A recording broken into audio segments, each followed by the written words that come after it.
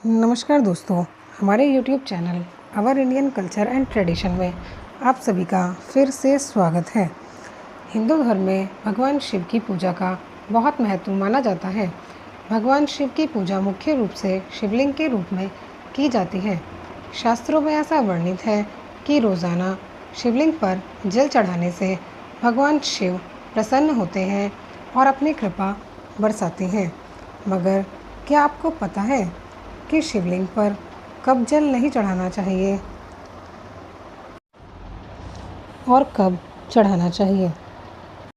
शिवलिंग पर जल चढ़ाना जितना शुभ माना जाता है, उतना ही इससे जुड़े कुछ नियम भी हैं जिनका पालन आवश्यक है।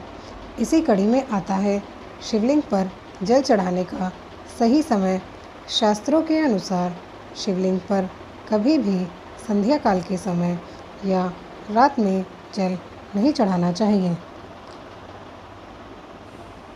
हालांकि प्रदोष व्रत या शिवरात्रि के दौरान प्रदोष काल में शिवलिंग की पूजा करना शुभ माना गया है और प्रदोष काल रात के समय ही आरंभ होता है।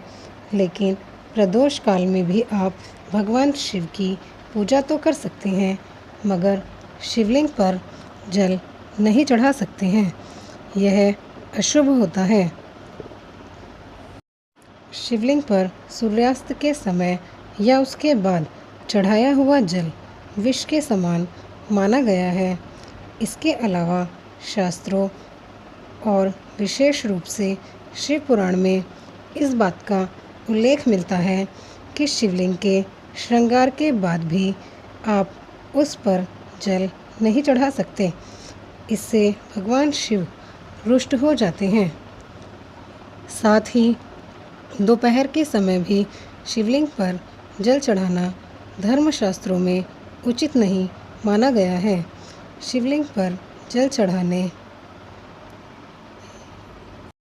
का सही समय सुबह 5 बजे से लेकर सुबह के 11 बजे तक का समय ही शिवलिंग पर जल चढ़ाने के लिए शुभ माना गया है।